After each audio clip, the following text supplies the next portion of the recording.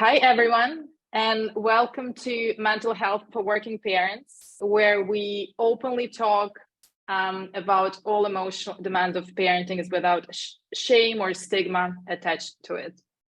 And today, my guest is Erin Randol, who is a psychotherapist in the US. And we're going to talk about redefining what it means to be a perfect parent. We're going to talk about perfectionism. And just to open up, I want to share that this is I can relate to this topic a lot. I do call myself a perfectionist in recovery.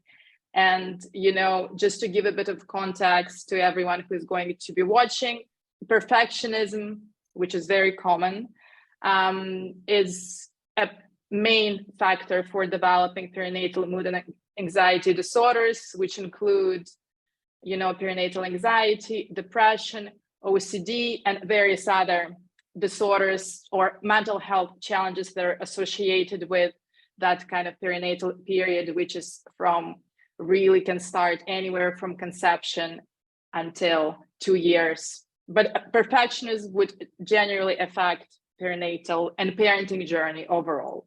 So we're going to explore this today with Erin. And Erin, could you just, before we jump into the topic, introduce yourself as well and tell us about your work? Yeah, sure. My name is Erin Randol. I'm a licensed clinical social worker. I got my bachelor's degree in child development and family studies, and then I went on to get my master's in social work. And I've been in the social services field about 12 years, licensed for about 7 of those, and then just kind of got into individual therapy sessions when the pandemic hit. And that's when things really took off and allowed me that avenue to work with people on that level. And just kind of by a chain of events, I started to get a lot of new moms on my caseload. And I loved it. And it's something that I'm able to offer some of my own shared experiences, but really just also like the research behind how mood disorders and perfectionism are closely connected. And it's just been a really neat experience for me as a therapist to get to connect with these people and see a trend in perfectionism tendencies and how those show up. And then kind of helping people navigate that has been awesome for me. I've really enjoyed working with people in this way. So I'm really glad to be here with you and talking about it, because it's something I could talk about for hours.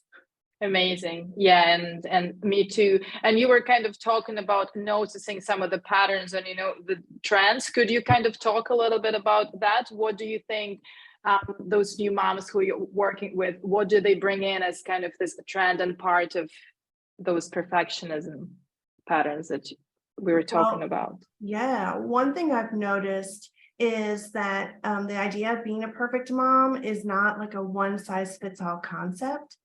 And so I think it's really hard to define it.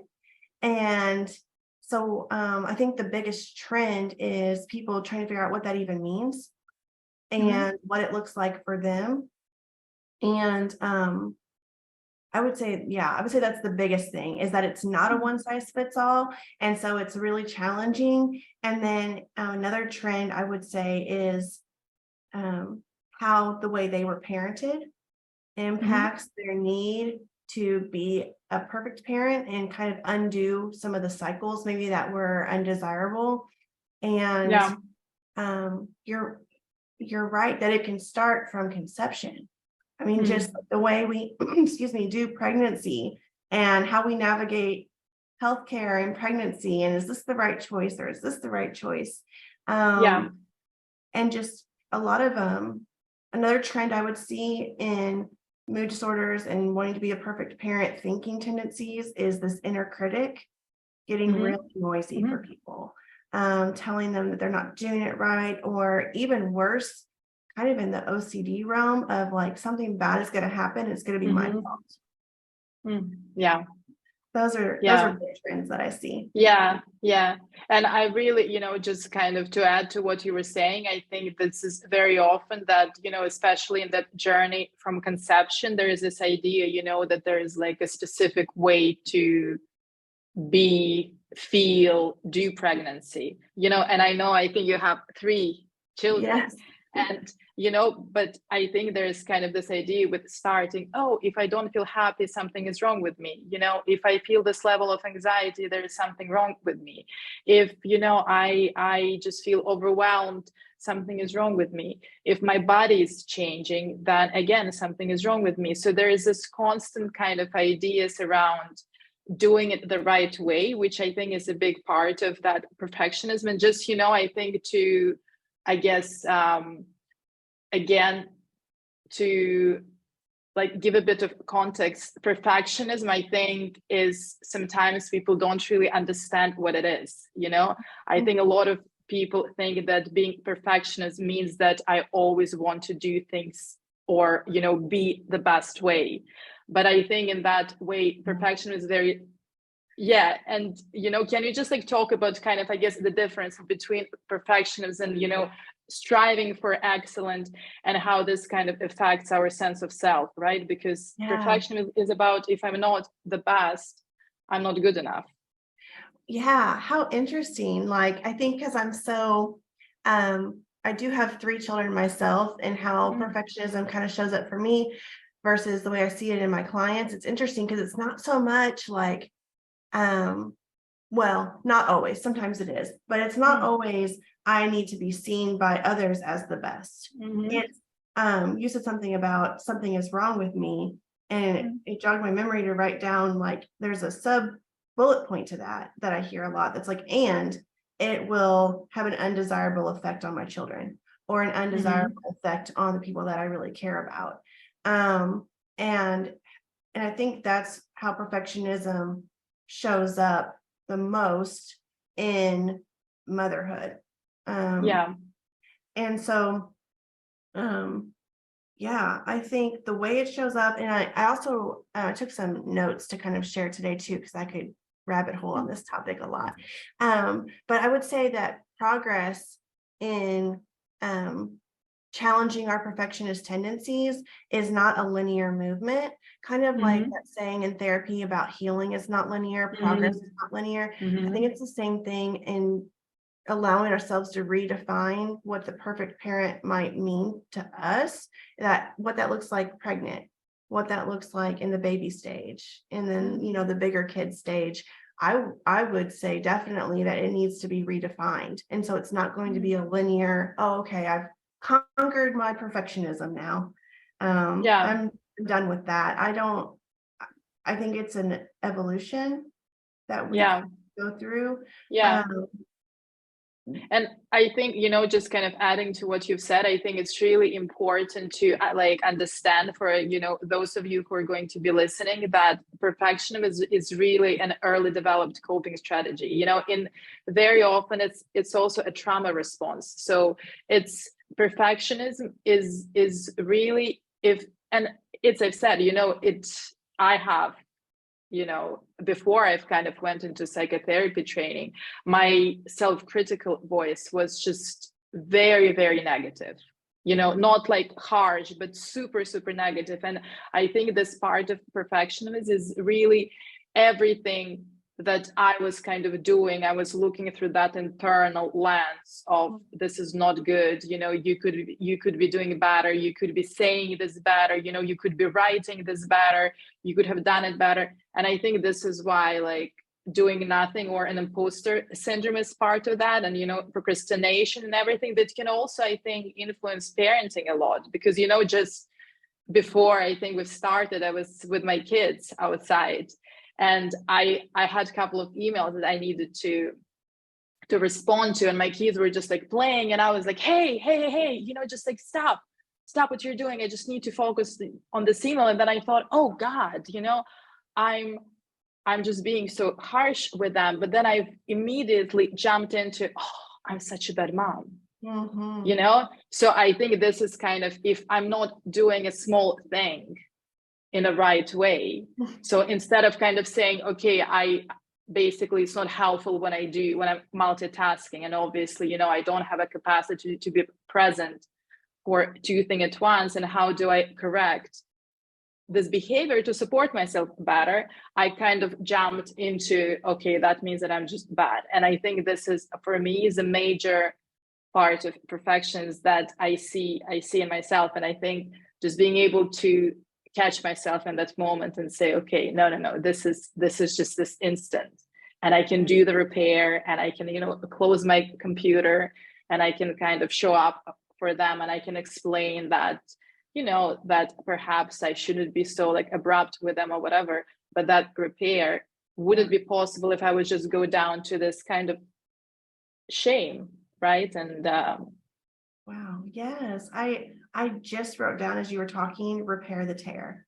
And I think that is one, I would say small intervention, but I don't mean small in how big of an impact. I mean small and like right there, it can happen right in the moment intervention for ourselves of, okay, I didn't like the way I just talked to my kids. I don't like that I just did that. I'm going to recognize it, and I'm going to recognize that there's a tear that I had some cause to create, and then repairing the tear, right? So whatever that means for you. And this is back to defining our own sense of perfectionism as a mom. And in all fairness, I think as I work with clients to redefine what the perfect mom means to them, we find out that the word perfect doesn't even really need to be in it, right? Like that was not the word we were really looking for. When we allow these fears to step aside, and we allow these imperfections to step aside, really the words often look like being present, being a present mom, being, or a mom that can, it's going to be so many things for people, but ensure safety, right? Or a mom that can think ahead and meet their child's needs and get to know their child intimately. Those are the things that come up when we allow the perfectionism to take a break from it. Yeah. And I also think about in what you're saying, kind of in relation to those transgenerational messages as part of that perfectionism as a coping strategy, that I think that focus on achievements, and the sense of self, that I'm as good as my achievements, I'm kind of as good as my parenting skills. And I think it's so kind of fascinating to think, I've had my first son when I was 35, so I've had kind of all my life before that figured out. I was kind of, my career was amazing. I've done all these amazing things, but I've never been a parent, Right. So I had this huge kind of loss of my identity, trying to figure out, okay, so like, what am I now, just transitioning right into this whole kind of journey of being a parent. But I've also had this 35 years of kind of having a clarity of what do I do, and then kind of having being lost at the same time, and also having this expectation that somehow I now need to be perfect, right? As a parent. So I need to somehow overnight know everything, right? And just like not make mistakes and not maybe ask for help, because there was like this strong kind of expectation that I've placed on myself, and that was really linked with kind of perinatal anxiety that I've had during the first year, kind of with other factors as well. Just this constant pressure. Okay, you need to get it right. You need to get it right. You need to get it right. And I think this way, like placing that focus instead of achievements, or what you were saying, like this word perfection, onto what I'm doing is I'm trying my best, right? Whatever it means for like all of us as parents, as opposed to kind of that really specific result. Yeah, allowing ourselves like permission to make a mistake, even if, and sometimes we don't even end up labeling it as a mistake by the time we process perfectionism in a healthy light, and like offering ourselves grace. And you remind me too of like those 35 years that you're like, oh, I got this. And then in almost a minute. Like, it's like, I don't got Yeah. this anymore. And I don't know what it Yeah. feels like. And I don't like this feeling. And so my coping skill, like you mentioned, is okay, I'm going to kick it into high gear and try and be perfect, because that feels safer than all this not knowing stuff. And Yeah. yeah, I think it's a game changer. It's a game changer to be a parent. And I guess I want to clarify too that we keep mentioning, like, even from conception, but man, I see dads, like, right? I see dads with perfectionism work that they've done, foster parents, caregivers, relatives taking care of children, even like I would go so far to say like teachers or like the helping profession that are maybe new to the profession or have a change in the profession where they're like, I am a caregiver, right? I either in my job or at home, and these perfection tendencies are really rearing their head.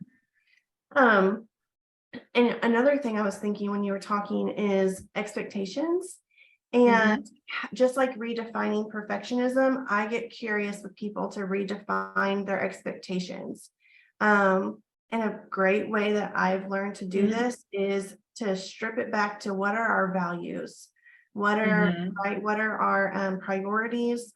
Are there, the term I use is like the hills we'll die on kind of thing. What are the, what are the hills that we might die on? Start there. And then what are we doing? Is our behavior currently aligned with our values? And what are we trying to teach our children? Is it to give grace and permission to make mistakes? And are we doing that and modeling that?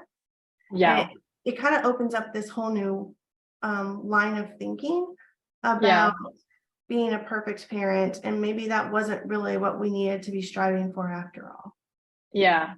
And I think, it really comes down to those like parental messages that we also have, and where we kind of can decide what to pass on, because I was very much raised in that, I guess, you are as good as your achievements, you are as good as your job, you are as good.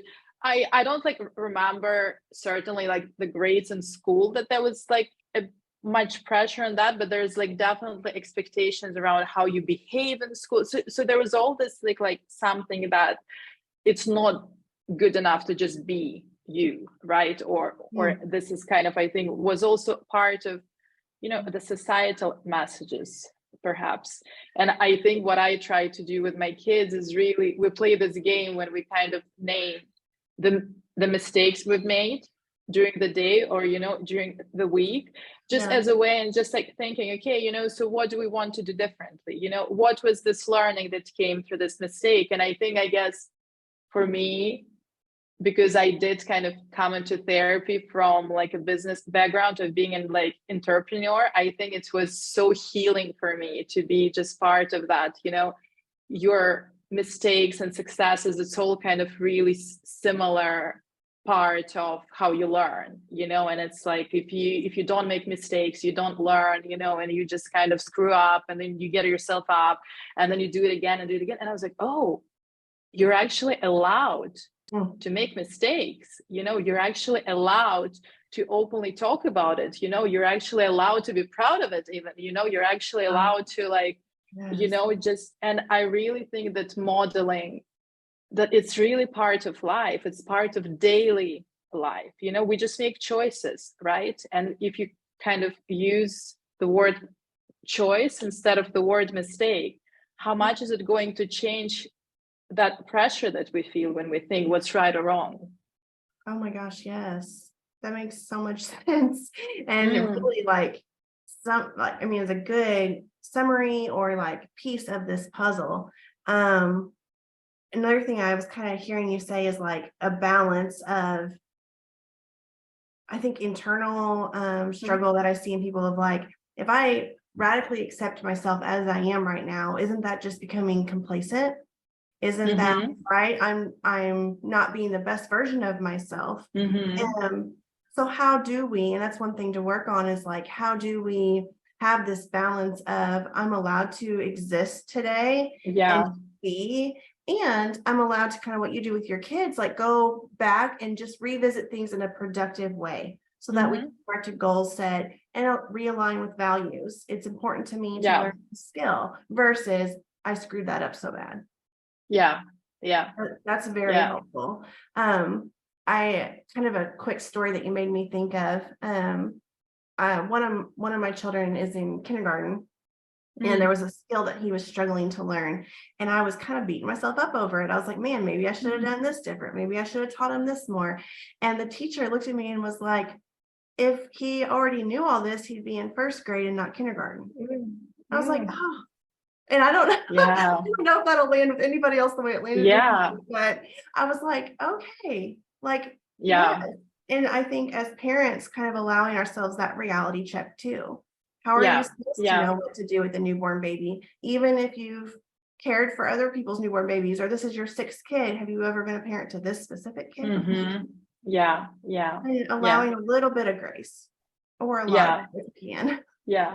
And I think this is, that part of perfectionism in parenting that I think like creates, I guess, a lot of opportunities to do things differently, because, I think, and I see it a lot, like in myself, and the clients I work with, that kind of part of perfectionism where there is an expectation that's also placed on babies, oh, why is my baby not rolling? He should be, or she should be, it has been like already 6 months, the babies should be rolling, or, or they should be doing this, or, they should be like knowing this, and I think this is really that kind of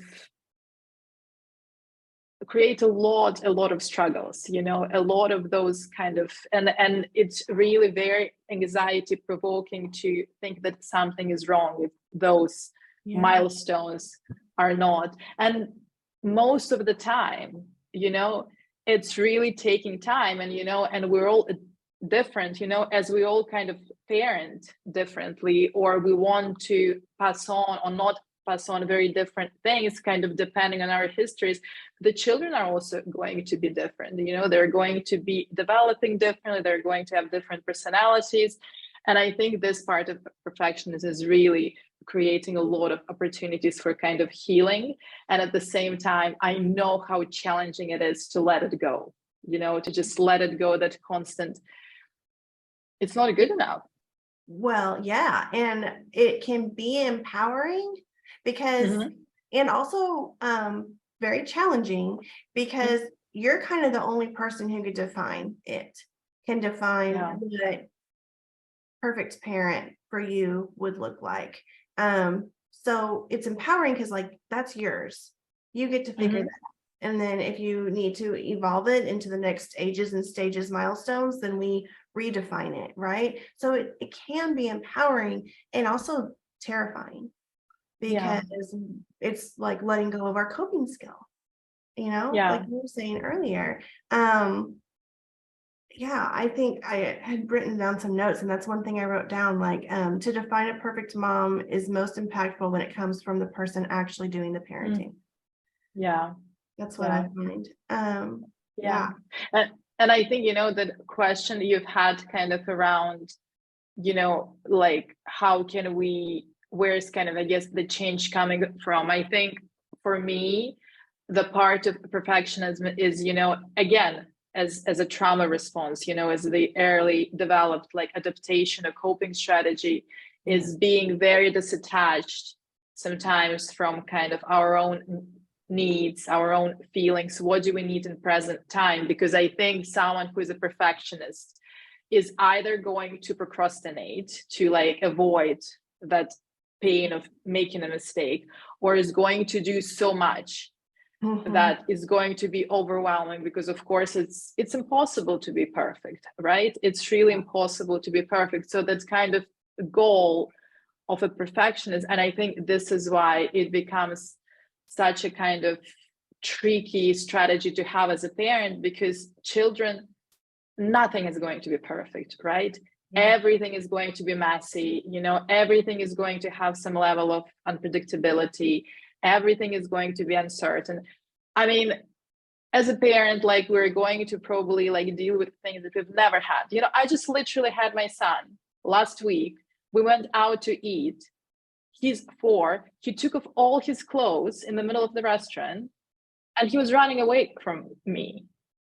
It's like, how on earth can I be prepared to deal with something like that? No matter how many like parenting books I even write, this is just not something that you're prepared for.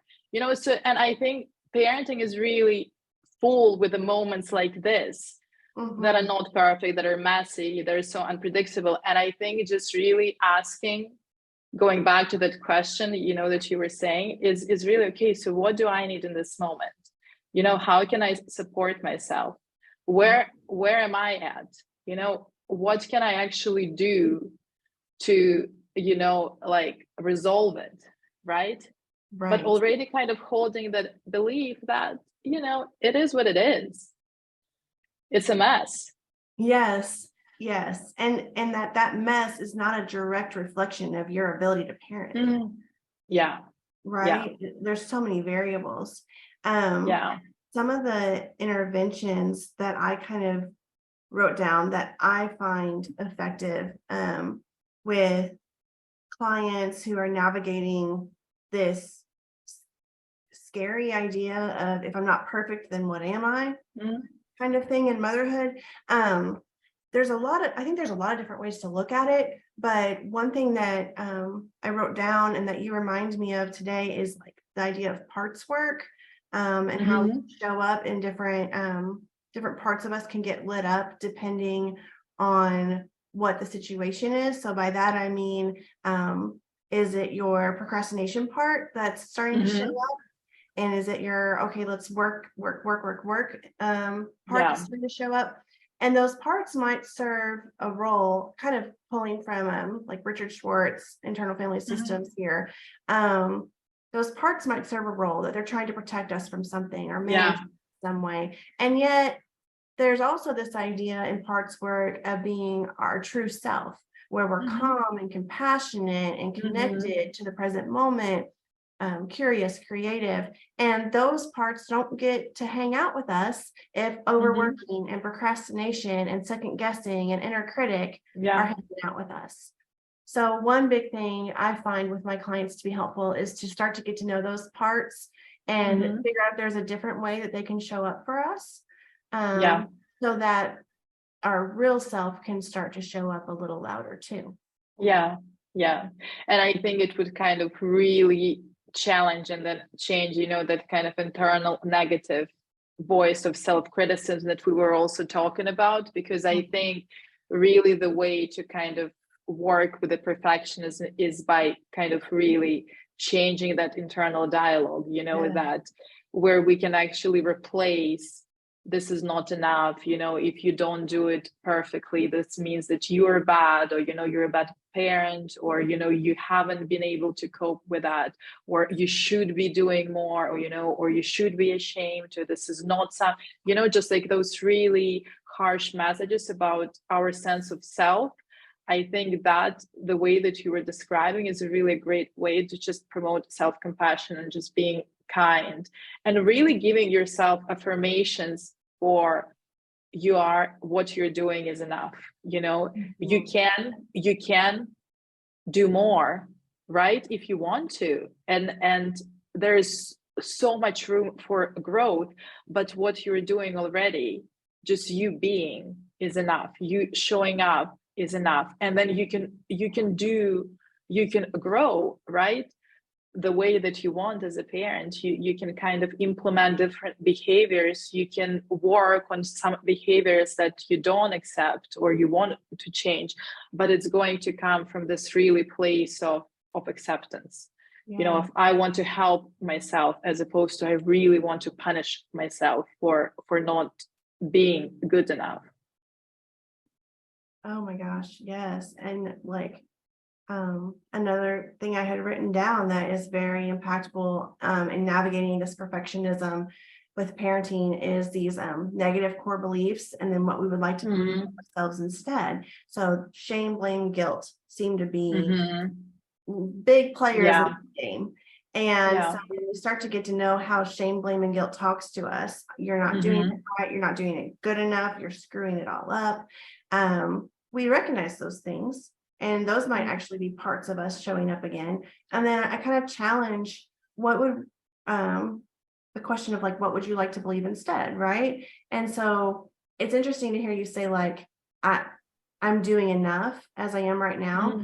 Sometimes that's really hard. People want to believe it, but it doesn't land, right? It's like these other things are stronger. They're taking over more. And so one thing I would offer to that, to add to what you're saying, is this little caveat of like, I am learning that I have skills. I am, you almost kind of add a little bridge in the verbiage and allow yourself to be like, okay, yeah, this is a process. Versus, okay, I've got it all figured out, right? Like time to pack up shop. It's more like I am learning. So that's another thing I would add. Yeah. And I think this is, is really kind of that difference between perfectionism and this kind of, I want to strive for excellence, because perfectionism is, I'm not good enough, and striving for excellence, which is amazing, because we want to be better, right? For our children, we want to be the better parents. We want to show up like in the best way we can, not 100%, but, whenever we have that resource, that capacity. But I think this is really something that all parents want, to give love, to, to be connected, to have like those positive intentions. But I think this is the difference, that with striving for excellence, you don't think, or you don't feel, most importantly, that if I make that mistake or a choice that I can, that would want to change, that this is a reflection of me. I'm not good enough. So you can think what I've done maybe is not okay.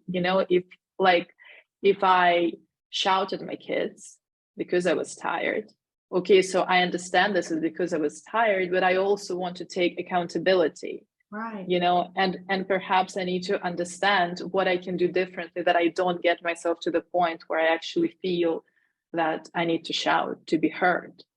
And is it actually the way for me to be heard? But I think this is why it's so like important to really understand, that maybe you are a perfectionist, and maybe this is kind of the main parenting struggle, because also a lot of people don't identify with that. Right. And I think that what the main thing that we've been talking about today is kind of these internal self-talk and internal like, checks and balances. And I just want to add to like, because it is so strongly tied to mood disorders, that there could be a lot of other, I keep saying like players in this game. Like, are we healthy? Have we had our labs done? Are our sugars okay? All those things like are also at least things to like look at or give attention to. Do we have resources in place? Like how are things at home? How are things at work? How are things with our partner? Like I often find that those things are worth some attention as you're trying to figure out how to strive for excellence versus decide that you're not good enough at the drop of a hat. Like really like that idea, checking in with yourself, with what you're saying. Where is my body at? What's happening in my relationships? How do I generally feel? Like, where's my support system? What happened today? What happened this week that I feel a bit kind of more stiff in my body or like overwhelmed? I think this is part of really being able to go back in touch with those needs that are kind of really very often blocked as part of perfectionism, is that constant checking in, and modeling that for our children as well, and importance of kind of really responding to those needs that we have. Yes, that makes so much sense. That's exactly how I see it too. And I guess I just want to say again, it's on my brain that this is not a linear, straight line process. And I guess it just kind of circles us back to like giving grace to ourselves and giving ourselves permission to, and I don't even know if I want to say make mistakes, but like give ourselves permission to be learning.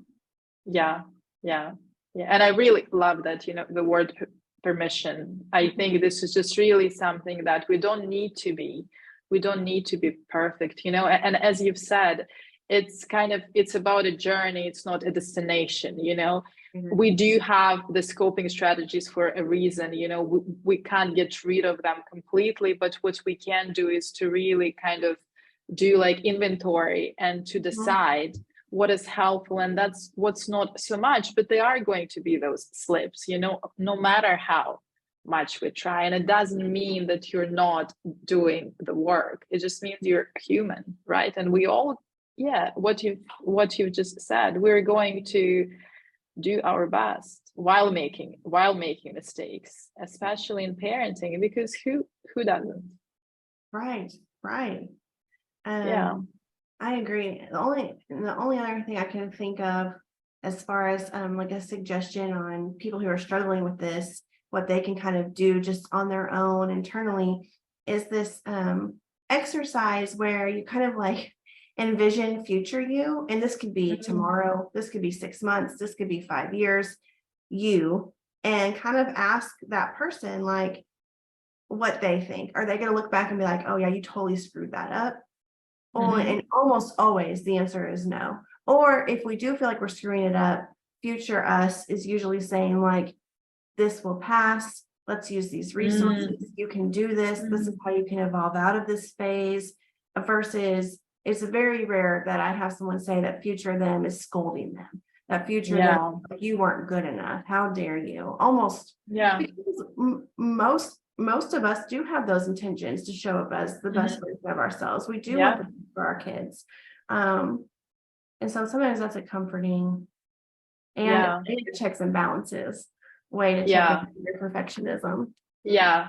And I think this kind of exercise that I really like is just really that sometimes it's so, because as you've said, perfectionism is connected to so much guilt, shame, the sense of blame, that it can be really difficult in a moment to find that place for compassion. So I really like that idea of looking kind of from future self, because it's almost like saying, think of what you would say to like a friend of yours, where most people would be like, yeah, no, we wouldn't be so critical. But so I really kind of, before we end this conversation, I just want to like invite who, if you're watching and you kind of relate to some of the things that we're sharing, if you are just thinking, okay, this is me, I recognize this. Just kind of try to do that exercise when you feel like you're starting to become overly critical, which happens often again with perfectionism, and just comment, maybe like post some comments about what do you notice, how does it actually change what happens for you in the moment. And I really want to thank you for this conversation. It has been great. I know, as you've said, we could probably talk about this conversation for hours and hours and hours, but thank you so much for sharing some of your work and your kind of ideas around perfectionism. And perhaps we can do more on that, because it's a big topic. Welcome, and thank you. It's cool to have a place to kind of share these things and kind of allow other people who are struggling with this to share their experiences or listen and kind of share how it lands for them. That's awesome. That's great. Yeah. And I just really want to kind of finish with that word permission that you've shared, because I really think, the point of having this space is to really, I think, for all of us as parents to be able to talk about these challenges without having to feel like we're bad or, we need to be ashamed. And, as I think we were hopefully giving some of those permissions as well today, by just normalizing that there are a lot of people. And if you're struggling with some of what we were talking about, you're definitely not alone. Yeah, that's right. Right. Thanks again, Erin. Thank you so much.